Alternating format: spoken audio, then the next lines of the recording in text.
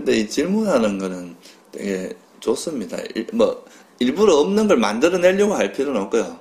근데 자기가 이제 그런 자기 문제를 이렇게 질문을 하는 거, 이거 자체가 지혜를 개발하는데 되게 도움이 돼요. 실제로 경전에도 보면 질문을 하지 않는 자는 우둔해진다, 이런 말이 있거든요. 집중쌤 왔는데 똑같이 하다 가면 너무 억울할 것 같아서 처음에 수행을 시작했을 때는 슬픔, 우울증도 좀 있긴 했었는데 그 슬픔 때문에 너무 괴로워서 이제 이거 수행하면 좋아진다고 하니까 이제 시작을 했는데 지금은 가장 힘든 게 이제 화로 이제 이게 오더라고요. 근데 대상은 바뀌었는데 그 원인은 같아요. 근데 애착이 강한, 그러니까 첫 번째는 부모님, 그러니까 그 관계에서 오는 그런 애착 그런 것 때문에 그게 이제 괴로움이 돼서 힘들었구나를 좀 아는 시기들이 있었어요. 근데 지금은 애착의 대상은 바뀌었는데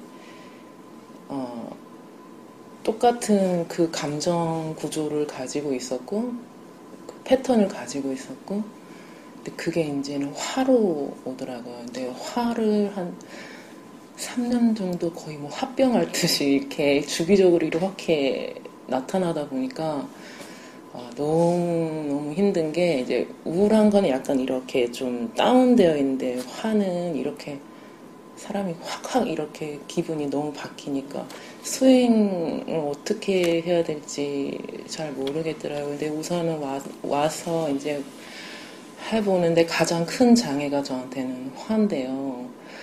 그래서 마음 조건 상태를 좀 좋게 계속 만들려고 생각해보니까 이제 사무량심을 생각하면서 계속 좀 안 좋은 생각, 사견이 일어나면 이제 뭐 부처님께 마음속으로 기도를 드려서라도 빨리 사견을 제거하고 그 화가 너무 이렇게 또 번뇌에 빠져서 화가 막 이렇게 올라올 때는 또 스스로에 대한 또 자애심을 명상을 해서 좀 이렇게 좀 가라앉히고 그렇게 하다 보니까 이제 자선할 때도 조금 이게 혼침 이런 것도 좀 줄어들고요. 확실히 줄어드는 게 조금 보이긴 하거든요. 좀 오랫동안 좀 번뇌를 키워온 게 가장 큰 문제이긴 한데 그 화를 관찰하는 게 너무 어렵습니다. 그 관찰 자체가 사실은 잘 안 된다고 생각이 돼서. 근데 뭐 우울함이나 슬픔이나 뭐 짜증이나 분노나 이런 게 다 화의 영역이에요. 근데 그게 이제 다르게 나타나는 거죠. 어떨 때는 우울하게 나타나고 어떨 때는 막 극도로 이제 싫어하는 마음 상태로 나타나고. 그래서 이 화라는 그것도 일종의 잠재 성향의 하나에 들어가요. 그러니까 우리 마음의 습관으로 이렇게 이제 돼 있다는 거죠. 그래서 이게 이제 화나 이런 화를 내는 잠재 성향이 강한 사람들은 그게 대상이 그래 중요하지 않고 그 마음 상태가 그렇기 때문에 그 어떤 비슷한 조건만 되면 툭툭 이게 작동을 하거든요. 그래서 그 화라는 것을 알아차리고 화를 알아차릴 때 중요한 건 이제 이 화라는 것을 화에 대해서 또 화를 내는 경우가 있어요. 화를 알아차리면서 내가 화가 있구나 하고 또 화를 내는 거죠. 근데 그런 걸 안 해야 돼요. 왜냐하면 화를 알아차리고 내가 이거 화를 그러면 어떻게 극복할 것인가 이런 지혜로 이제 이게 작용을 해야 되는데 자기가 화가 난 거에 대해서 또 화를 내고 화를 자꾸 키우는 것밖에 안 돼요. 그래서 이제 그 화를 알아차리면 내가 이제 화라는 것이 어떤 데서 주로 일어나고 어떤 원인이 뭔지 이런 걸 좀 파악을 해서 그런 것이 이제 일단 조건을 없애는 쪽으로 노력을 하고 그리고 이제 현상적으로 아까 말했던 사무량심 같은 걸 평소에 자꾸 개발을 하는 거죠.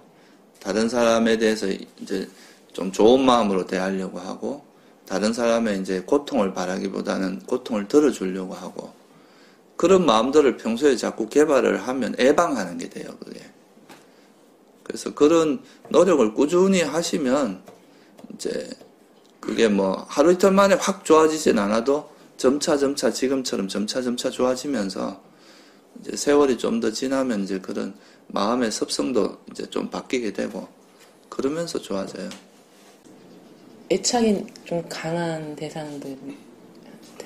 그러니까 화라는 것 자체가 이제 집착의 반작용이거든요.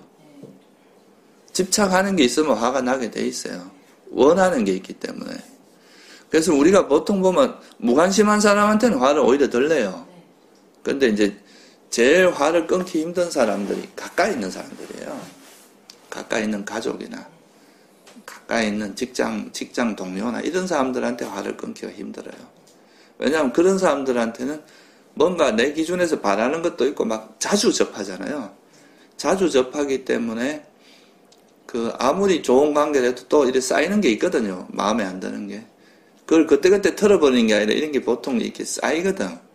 그러니까 이제 그 더 힘들고 또 애착 관계가 더 세요. 바라는 것도 더 많고. 그래서 오히려 이제 가까이 있는 사람일수록 좀 타인처럼 보는 그런 훈련을 해야 돼요.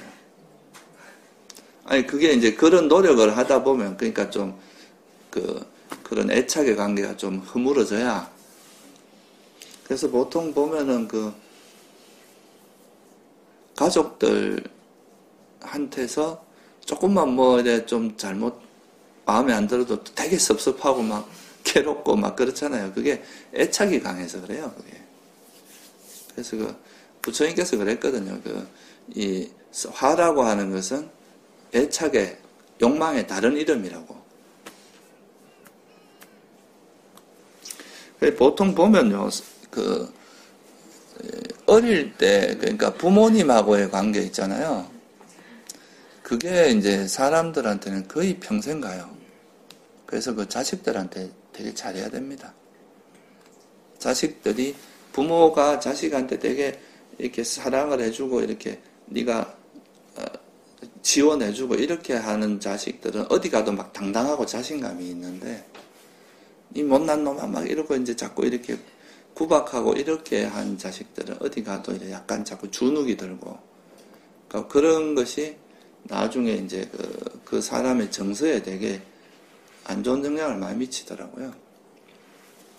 근데 그게 되게 아무것도 아닌 것 같아도요. 거의 나이가 한 50, 60 돼서 그 어릴 때 그 영향이 그때 그 삶이 영향을 줍니다. 평생 거의 영향을 주더라고요. 또 나는 안 그래야지 하지만 또 자식한테 또 그래. 약간 이제 대물림 같이 그렇게 되는 거예요. 자식들한테는 조금 더 이렇게 뭐랄까 자신감을 심어주고 뭐 못난 걸 막 그거 하는 게 아니라 그래도 이제 뭔가 이렇게 합당하게 그러니까 좀 대하면서 사랑을 많이 해주고 그렇게 하는 게 나중에 좋더라고요.